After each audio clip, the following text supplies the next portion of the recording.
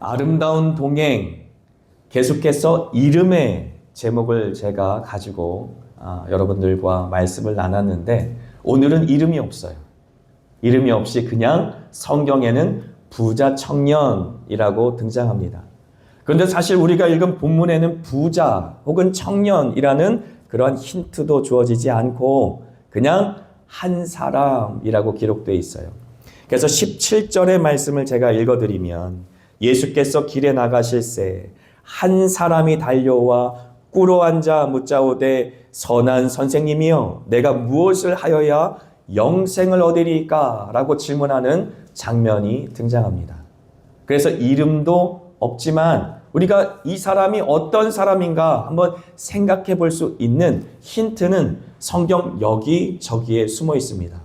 왜냐하면 마가복음 10장에 기록되어 있는 이 한 사람에 대한 내용이 공간복음 전체에 기록되어 있기 때문에 그래요. 공간복음은 같은 관점에서 복음을 바라본다 라고 해서 공간복음이라고 했습니다. 그 공간복음서에는 무엇이 있죠? 세 가지가 있는데,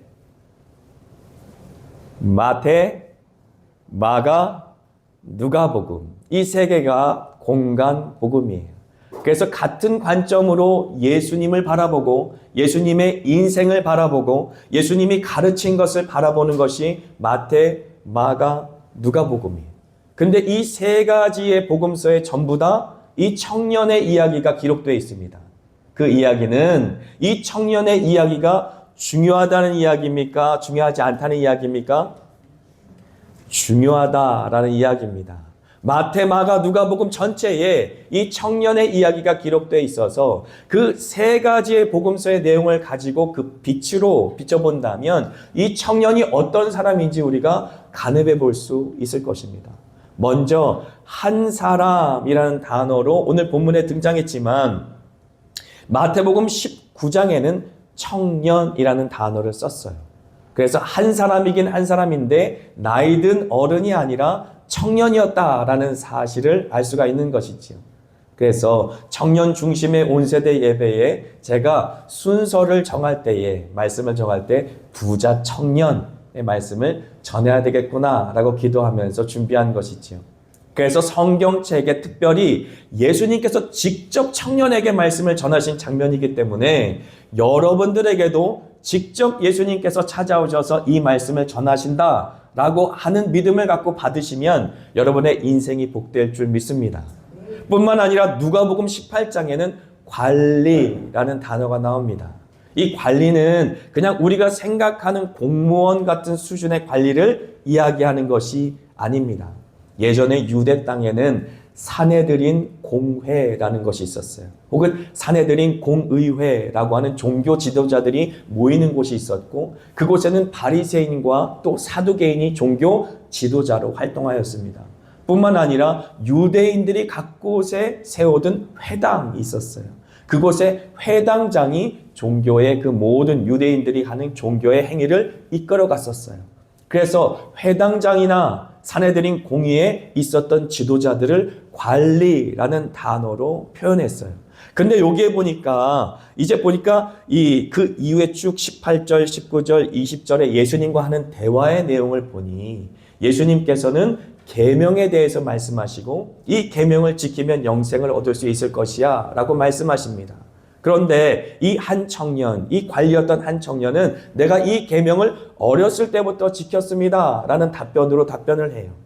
그래서 이러한 대화의 내용을 바라보니까 이 청년은 관리는 관리이고 바리새인이나 사두개인 중 한 사람 중에 하나일 텐데, 그렇다면 사두개인일까? 아니면 바리새인일까? 라는 질문 앞에 설 수 있지 않겠습니까? 그런데 사두개인들은 영생을 믿지 않았어요. 부활도 믿지 않았습니다. 그리고 영적인 세계에 대해서도 관심이 없었어요. 그런데 이 청년은 예수님께 나와 선한 선생님이여 내가 어찌하여야 영생을 얻겠나이까? 라고 묻지요. 그러므로 우리가 추측건대 그는 사두개인은 아니었을 것이다. 바리새인은 영생도 믿었고 부활도 믿었습니다. 천사도 믿었어요. 하지만 바리새인들에게 한 가지 문제점이 있었으니 그 문제점이 무엇인가? 바로 자신들이 일구어 놓은 선행으로 말미암아 천국에 갈 수 있다라고 하는 잘못된 신앙관을 갖고 있었습니다. 종교 생활을 하던 사람, 그들이 바로 바리새인이다. 자신의 의를 마치 크레딧을 쌓는 것처럼, 마일리지를 쌓는 것처럼 지속적으로 쌓아 나갈 때에 하나님을 만족시킬 수 있고, 만족하신 하나님이 됐어, 너가 너 정도면 천국에 들어와도 돼 라고 생각할 수 있는 공로주의에 빠져 있었던 사람, 그 사람이 바로 바리새인이었어요. 그 배경을 가지고 본다면 이 청년의 이 대화가 꼭 알맞는 대화다라는 것을 알 수가 있지요. 예수님께서 그를 사랑하사 그에게 부족한 것이 하나 있다라고 말씀하시기 때문에 그렇습니다. 그 하나가 지금 바리새인이 쌓아놓은, 인생을 들여 쌓아놓은 그 모든 것들을 다 버려야만 얻을 수 있는 것이다 라고 설명하고 있기 때문에 굉장히 이 청년은 난감해하고 있는 것입니다. 자, 청년 여러분, 여러분들은 어렸을 때부터 지속적으로 무언가 쌓아야 여러분의 인생이 평안하다라는 것을 학습하고 왔어요. 물론 그것이 부모를 통해 들었던 조언이었을지도 모릅니다. 주변의 어른들이 여러분들에게 했던 조언일지도 몰라요. 아니면 세상에서, 학교에서 들었던 외적인, 문화적인, 지속적인 스트레스였을지도 모릅니다. 그래서 원하던 원치 않던 어렸을 때부터 여러분들은 스펙이라는 것을 쌓았어요. 대한민국 사람만큼 대학 졸업한 학력 인구가 높은 사람들도 없어요. 전 세계를 통틀어 한국 사람만큼 대학교를 졸업한 사람이 많은 나라도 없습니다. 그런데 오늘 예수님께서 여러분들에게 이렇게 얘기하신다고 한번 상상해 보세요. 너의 스펙을 다 버려야 천국에 갈 수 있어. 너의 학벌을 다 버려야 천국에 갈 수 있단다. 그리고 너의 통장에 있는 잔고를 다 버려서 누군가를 채워주어야, 그래야 천국에 갈 수 있단다 라고 말한다면 여러분은 예수님을 따르겠습니까? 아니면 지금 이 청년처럼 예수를 버려두고 떠나시겠습니까? 여러분들은 이 시간 심각하게 고민해 봐야 한다라고 하는 것이죠. 왜냐하면 이 청년도 평생 자기가 옳다라고 생각하는 길을 따라 걸어왔고, 그래서 무언가 굉장히 많이 쌓아놓은 청년이에요. 율법적인 요구도 다 일어났어요. 그리고 보니까 부자예요. 부족할 것이 전혀 없습니다. 그래서 세상적인 기준으로 봤을 때에는 분명히 천국에 가고도 남아 보일 만큼 외적으로 무언가 많이 쌓아놓은 사람이에요. 그래서 만약에 내가 무엇인가 한 것을 통해, 무엇인가 준비된 것을 통해, 무엇인가 하나님을 만족시킬 만한 그런 노력을 통해, 행위를 통해, 사역을 통해 여러분들이 천국을 갈 수 있다라고 한다면 이 청년만큼 자격 조건이 딱 맞는 사람이 없을 것이에요. 그런데 예수님께서는 그에게 한 가지 부족한 것이 있다라고 이야기하고 있다는 것입니다. 그는 평생을 들여 쌓았는데 한 가지 부족한 것이 있었어요. 아마 그가 예수님을 떠난 이후에 죽을 때까지 준비해도 그는 끝까지 이 한 가지를 채울 수 없었을 것입니다. 왜 그렇습니까? 그가 부족한 것은 세상으로부터 채울 수 있는 것이 아니었어요. 자신의 노력으로 말미암아 쌓아둘 것도 아니었습니다. 그가 부족한 것은 오직 하늘로부터 임하는 것이었으며, 그가 부족했던 것은 바로 그의 빈 가슴에 찾아오셔서 영원한 생명의 주인이 되실 예수가 없었다라는 사실을 몰랐다라고 하는 것이지. 오직 예수만 채워줄 수 있는 그곳, 그리고 그가 임해야 비로소 그의 인생 가운데 이루어질 수 있는 하나님의 나라, 그 나라가 그의 청년의 가슴 속에는 없었다라고 하는 것이. 그래서 예수님께서는 내게 부족한 것이 한 가지 있다라고 말씀하시며, 그 부족한 것은 채우는 것으로 채워지는 것이 아니라 비우는 것으로 채워진다라고 하는 굉장히 우리가 이해하기 어려운 말씀을 하시는 것입니다. 21절의 말씀 한번 같이 읽습니다. 시작.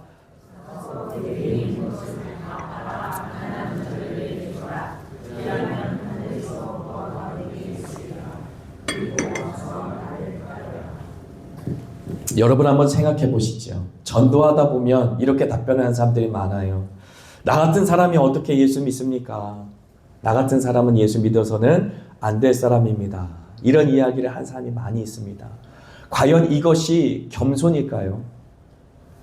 나 같은 사람이 어떻게 예수님 믿습니까? 나 같은 사람이 어떻게 집사가 됩니까? 나 같은 사람이 어떻게 주일학교 교사가 됩니까? 나 같은 사람이 어떻게 안수 집사가 되고 장로가 되고 또 목사가 되고 하나님을 섬기는 일을 합니까? 라는 말이 진짜 겸손한 말입니까? 그렇지 않다라고 하는 것이지요.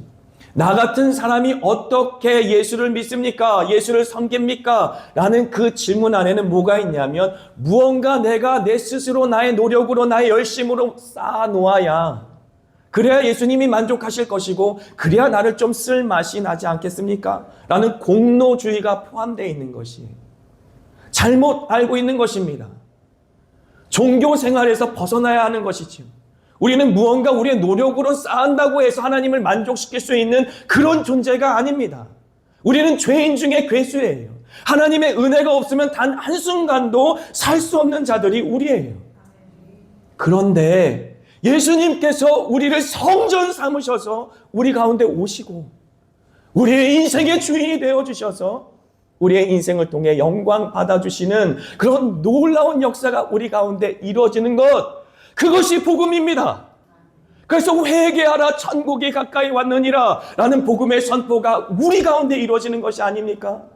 이 세상의 예루살렘의 다른 사람들에게 이루어지는 것이 아니라 나의 마음속에 임하는 것이, 내가 예수 앞에 회개할 때에 나의 모든 노력과 열심과 그리고 몸부림을 내려놓고 예수를 나의 삶의 구주로, 나의 삶의 왕으로 모셔드렸을 때에 그가 내 안에서 이루는 그의 나라, 그것이 바로 하나님의 나라예요.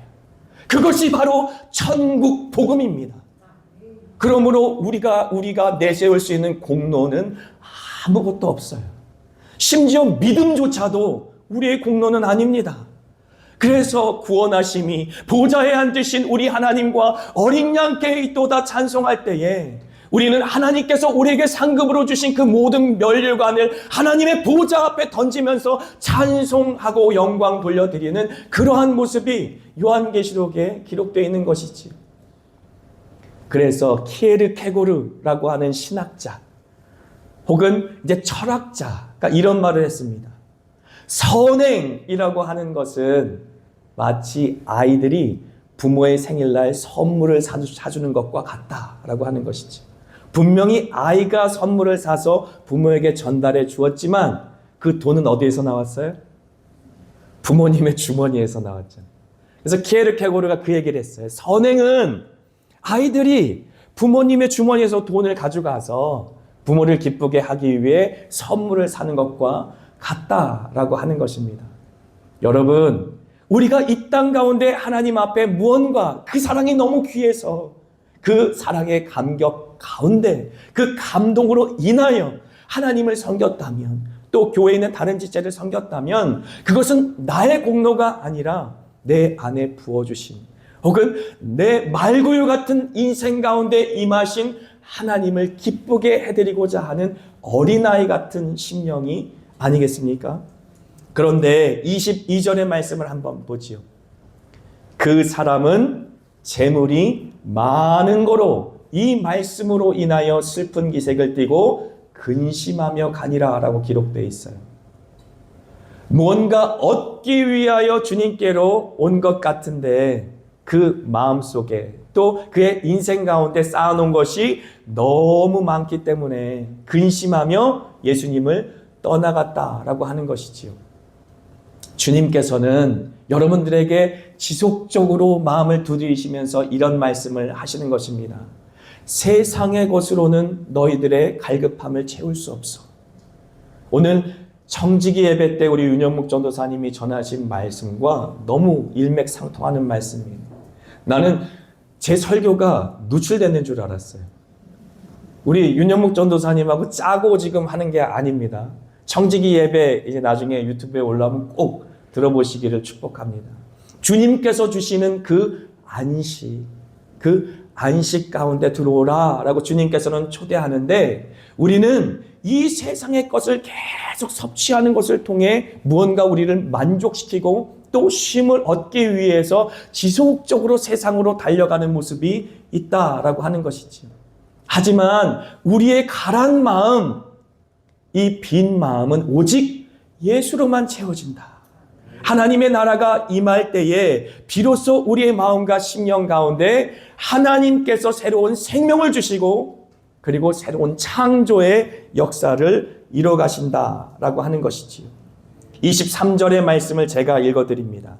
23절에는 이런 말씀이 기록되어 있어요. 예수께서 둘러보시고 제자들에게 이르시되 재물이 있는 자는 하나님의 나라에 들어가는 것이 심히 어렵도다. 나중에 보면 낙타가 바늘귀에 들어가는 것보다 더 어렵다라고 말씀하시는 것이지요. 무슨 말씀입니까? 부자들은 다 천국에 못 간다는 말입니까? 아닙니다. 부자들이 무언가 꼭 붙잡고 있는 것이 예수님과 대체되지 못하여서, 예수님을 초대하지 못하여서, 예수님이 내 마음속에 오는 것에 방해가 되어서 부자가 천국에 못 들어갔다라고 한다면, 여러분은 이만큼 돈을 가진 사람은 여기 없을 것이에요, 아마. 하지만 돈 말고도 여러분이 예수 대신에 붙잡고 끊임없이 놓지 못하고 있는 것들이 있다면 그것이 여러분을 천국에 이르지 못하게 한다라고 하는 것이지. 주님과의 관계를 막고 있다라고 말하는 것입니다. 주님의 나라가 여러분의 마음속에 임하는 것을 끊임없이 방해하고 있다라고 말하고 있는 것입니다. 이것을 위해서 제가 3가지로 한번 정리해 보았습니다. 당신이 예수님을 따르지 못하는 이유가 무엇일까? 첫 번째, 버리지 못한 종교 생활 때문이다 라고 하는 것입니다. 버리지 못한 종교 생활. 그래도 여러분들은 주일날 예배당에 나와 예배를 드리고 있으니까. 하지만 우리가 간과하지 말아야 될 것은, 우리가 지금 나와 있는 이 젊은 청년, 부자 청년, 바리새인이었기에 어렸을 때부터 모든 율법을 지켰던 종교적인 부분에 열심히 있었던 그 청년에 비해서 과연 종교적인 열심이 이보다 뛰어납니까? 예수님이 말씀하시기에 우리의 의가 바리새인과 사두개인보다 더 낫지 못하면 천국에 이르지 못할 것이라고 하셨는데, 정말 우리가 종교적인 열심으로 만약에 비교해 봤을 때에 이 청년과 비교해서 나을 것이 우리 가운데 있습니까? 그런데 우리는 어떻게 된 것인지, 어느 순간부터 주일에 나와서 주일 성수하는 것, 헌금 생활하는 것, 그리고 뭔가 봉사 생활하는 것, 그렇게 종교적인 어떤 규칙과 반복되는 관례를 지키면 하나님을 만족시킬 수 있다라고 생각해요. 그리고 그렇게 만족하신 하나님께서는 나에게 보상을 줄 수밖에 없는 분이다라고 착각하면서 삽니다. 아닙니다. 예수는 인격이 있는 분이세요. 여러분이 매일 매 순간 예수와 동행하지 않는다면 여러분의 예배는 무의미합니다. 이 자리에 나와 있는 것이, 하나님께 예배를 드리는 것이 종교 생활과 다를 게 없다라는 것이지요. 여러분의 네이버 지도를 펴보시죠. 얼마나 많은 맛집이 기록되어 있습니까? 여러분의 유튜브를 보십시오. 얼마나 많은 영상들과 음악이 저장되어 있나요? 하지만 여러분들이 일주일 동안 하나님의 말씀과 또 하나님과 기도하는 시간을 한번 생각해 보십시오. 과연 여러분이 예수와 동행하는 사람들이 많습니까? 과연 여러분이 예수를 믿는 사람들이 많습니까? 예수님은 종교가 아닙니다. 예수님은 살아계신 하나님이세요. 여러분의 인생 가운데 모셔드려야 될 뿐이고, 그분과 매일 매 순간 동행해야 될 그러한 인격이 있는 사람이세요. 그러므로 여러분 생각해 보십시오. 우리는 주님의 신부이고 예수는 우리의 신랑이라고 고백해요. 그런데 일주일에 딱 한 번 그 신랑을 잠깐 얼굴만 보고 돌아가서 일주일 내내 전혀 상관없는 사람처럼 살아가는 그런 관계가 부부다라고 말할 수 있을까요? 성경에서 왜 그리스도를 신부라고 생각하라고 우리에게 말씀하십니까? 그가 우리의 인생의 전부이기 때문에 그래요. 그가 우리 인생의 전부이기 때문에 그렇습니다. 우리가 예수를 우리 마음과 심령 가운데 주인으로 모셔드린 그 순간부터 그를 무시하지 말고 멸시하지 말고 매일 그분과 동행하면서 살아야 되는 것이 바로 그리스도인들의 정체성이기 때문에 그래요. 일본의 문화가 우리나라 가운데 많이 들어옵니다. 옛날에는 원조교제라는 것이 들어와서 큰 사회적인 문제가 되기도 하였는데 요즘에 일본 사회의 큰 문제가 조건만남이라는 게 있다고 해요.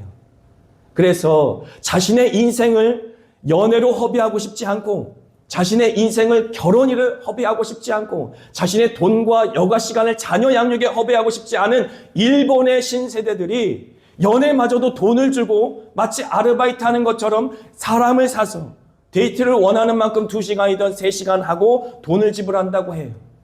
저는 얼마 안 가서 이러한 문화가 한국 땅에도 오지 않을까 심히 우려됩니다. 그런데 여러분들이 예수님을 그렇게 대하고 있지는 않나? 한번 돌아보라는 것이. 나의 신랑이고 나의 인생의 전부이며 나의 생명의 근원이시고 예수님과 함께 사랑하며 그 사랑을 누리며 살아야 될 신부들이 조건 만남처럼 잠깐 이렇게 예배당에 나와 얼굴을 하나님 앞에 보여드리고 가면 일주일 내내 주님께서 만족하면서 무언가 여러분들이 원하고 바라는 것들을 채워줘야 되는 그러한 대상으로 여러분들이 여긴다면 잘못 배운 것입니다.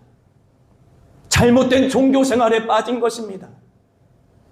주님께서는 지금 부자 청년에게 그것을 이야기하고 있는 것이 너에게 한 가지 부족한 것이 있다. 네가 열심히 종교 생활을 하는 것 같지만 너의 인생에 예수가 없구나. 너 혼자 씩씩하게 살아가는구나.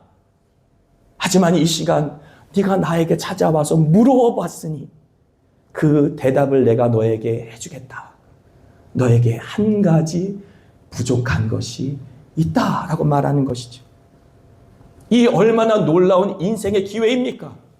이 청년은 살아생전에 그것도 청년이라고 하는 너무 귀한 순간에 예수님을 직접 만날 수 있는 기회가 있었어요. 예수님을 만나서 직접 물어볼 수 있는, 질문할 수 있는 기회도 있었습니다. 그리고 너무 귀한 질문을 하였습니다. 선한 선생님이여, 내가 어찌하여 영생을 얻을 수 있겠습니까? 영원한 생명에 대한 질문을 했어요. 천국에 대한 질문을 했습니다. 하나님 나라에 대한 질문을 하였습니다. 구원자에 대한 질문을 하였습니다. 내 죽어있는 영혼이 살 수 있는 소망의 질문을 하였습니다. 하였지만 그는 그 답을 원치 않았어요. 예수님과 같이 살기 싫었어요. 예수님을 따르기 싫었어요. 그것이 그가 원하는 답이 아니었습니다. 여러분, 여기 계신 청년 여러분들이 원하는 답을 저도 충분히 해드릴 수 있습니다. 하지만 성경은 그렇게 이야기하고 있지 않아요. 예수님은 그렇게 얘기하고 있지 않아요. 여러분의 인생이 충분하다 얘기하고 있지 않습니다. 한 가지가 부족하다라고 지금 이야기하고 계시는 것이에요. 그리고 두 번째, 우리가 예수님을 따르지 못하는 이유는 버리지 못하는 세상 사랑입니다. 이 버리지 못한 세상 사랑은 마치 외도하는 그러한 모습과도 같아요. 성경엔 지속적으로 이스라엘 백성들에게 음행하였다라고 말합니다. 여호와 하나님께서 그들의 인생의 주인이시고 왕이시며 또 신랑이 되시는데 그들은 여호와 하나님을 버리고 끊임없이 세상으로 나갔다라고 하는 것이지. 우상숭배라고 하는 것이 돌이나 나무나 이런 것들에 절한 것이 우상숭배가 아닙니다. 성경이 말하는 우상숭배는 탐심이 바로 우상숭배다라고 말하였는데 성경에 기록된 바알이나 아세라나 각종 우상들은 이스라엘 백성들이 얻고자 하였던 그 모든 수확, 자녀들, 이 모든 축복들, 세상에서 얻을 수 있는 것들, 이것들을 여호와 하나님 이외의 다른 이방신들에게 빌어서 우리가 더 많이 얻겠다라는 세상 사람 그 탐욕의 증거이다라고 하는 것이지. 그런데 이것이 바로 이스라엘 백성들만의 문제입니까? 그렇지 않습니다. 이 땅을 살아가며 그리스도인이라는 이름으로 살아가는 저와 여러분에게도 해당되는 말이다라고 하는 것이지. 더 이상 이 세상 것을 채우기 위해 하나님 주세요, 주세요, 주세요. 우리가 종교적인 열심을 했으니 그 보상으로 이 세상의 것을 채워주세요 라고 하나님께 기도하지 마십시오. 하나님 그런 기도를 듣고 싶지 않으신 분이세요. 나는 예수님으로 목마릅니다.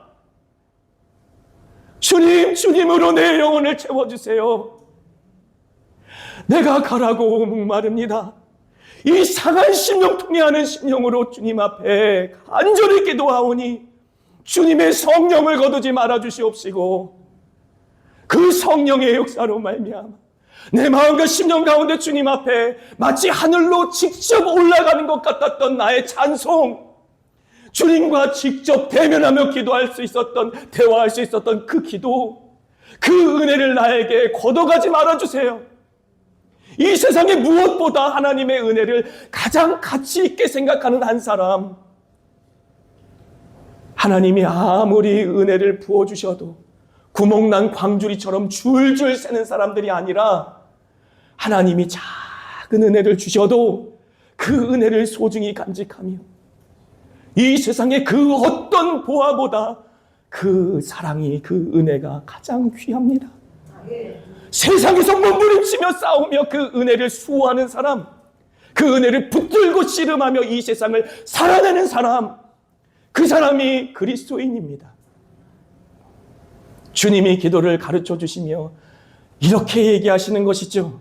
오직 그의 나라와 그의 의만을 구하라. 하늘에 나는 새도 들의 뱃값파도 주님께서 다 먹이시고 입히신다. 하물며 너희일까 보냐. 여러분, 여러분의 기도 가운데 예수를 구하십시오. 주님 목마릅니다. 내 빈잔을 예수로 채워주시옵소서. 세상에 수많은 맛집이 있고 또 수많은 또 우리가 힐링할 수 있는 장소가 있고 또 수많은 이 세상의 놀이거리가 있다 할지라도 예수님이 주시는 안식과 만족과 비교할 수 없습니다. 우리의 진짜 문제는 돈이 없어서가 아니고 또 우리와 함께 그 모든 것들을 즐길 수 있는 친구나 그런 것들이 없어서가 아니라 예수가 빠져버린 인생이기 때문에 그런 것이죠. 사랑하는 청년 여러분, 또 청소년 여러분, 예수로 채우십시오. 예수가 여러분의 인생의 전부가 되시기를 축복합니다. 예수님이 채워야 될 자리에 제발 그만 세상의 것을 채우십시오. 그리고 세 번째, 우리가 예수님을 따르지 못하는 이유는 우리의 빈 가슴에 예수와 그의 나라를 채우지 못하기 때문입니다. 21절 제가 다시 한번 읽어드릴게요. 예수께서 그를 보시고 사랑하사 이르시되, 주님께서는 그 청년을 사랑하셨어요. 그리고 내가 아직도 한 가지 부족한 것이 있다라고 말씀하십니다. 가서 내게 있는 것을 다 팔아 가난한 자들에게 주라. 그리하면 하늘에서 보화가 내게 있으리라. 그리고 와서 나를 따르라 라고 말씀하시는 것이죠. 가서 비워라. 다 토해내라. 세상에 있는 모든 독을, 네 마음의 탐심을 채워줄 그 모든 요소들을 십자가 아래서 다 토해내라. 그리고 이제 예수로 채워라. 하늘나라로 채워라. 그 기쁨으로 채워라. 여기에는 하늘 보화라고 기록되어 있지만 죽어서만 얻는 하늘 보화가 아니라 라고 말하는 것입니다. 여러분들이 십자가 아래 나아가서 예수로 채우기 위해 이 세상 것을 개워내고 토해내고 비워낼 때에 그 빈자리를 하나님께서 직접 찾아오셔서 하나님으로 채워주시며 하나님의 나라가 되게 하신다는 놀라운 진리를 지금 선포하고 있는 것이. 그런데 그 청년은 가진 게 너무 많아서 예수를 버려두고 떠나갔던 것이죠. 지금 이 시간 주님께서 우리 청소년, 청년들, 우리 어린 영혼들에게 무엇이라고 말씀하시겠습니까? 우리의 마음과 심령 가운데 세상을 향하였던 그 모든 탐심을 다 버리고 그 빈자리에 이제 나로 채워주지 않을래? 라는 그러한 말씀을 하시지 않겠습니까? 그래서 주님께서 마가복음 10장 14절 15절에 이렇게 말씀하십니다. 같이 한번 한 목소리로 읽겠습니다.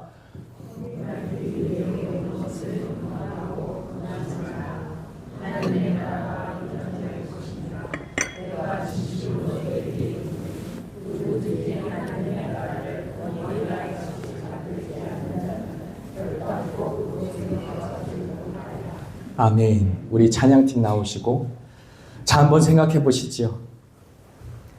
우리는 어린아이가 되면 천국에 갈 수 있지 않을까라는 그러한 반응으로 이 말씀을 받습니다. 하지만 좀 관점을 바꿔서 생각해 보지요. 예수님이 이 말씀을 도대체 무슨 의도로 하셨을까라고 하는 것이죠. 저는 이 말씀을 이렇게 여러분들에게 해석해 드리고 싶습니다. 이것이 바로 내가 너에게 받고 싶은 사랑이야. 이것이 바로 내가 너에게 원하는 나를 향한 너의 반응이야. 라고 하는 것이죠. 어린아이처럼 말입니다. 어린아이처럼. 어린아이처럼 오직 어린아이가 부모밖에는 없다라고 생각하고 부모가 실수하고 때로는 넘어지고 화를 내고 또 손찌검을 하고 그런다 할지라도 엄마 하면서 울면서 다시 엄마 품에 달려오는 어린아이처럼 주님밖에는 없습니다 라고 하는 어린아이 같은 그러한 모습으로 그렇게 주님께서는 사랑받기를 원하신다라고 하는 것이지. 주님을 대하는 우리의 태도가 너무 세속적이지는 않습니까? 주님을 대하는 우리의 태도가 너무 나답지는 않습니까? 이제는 내가 사는 것이 아니요 오직 내 안에 그리스도께서 사시는 것이다 라는 고백이 참된 그리스도인들의 고백이라면 이 시간 우리 어린아이가 되어서 주님께서 원하시는 그 사랑을 한번 드렸으면 좋겠습니다.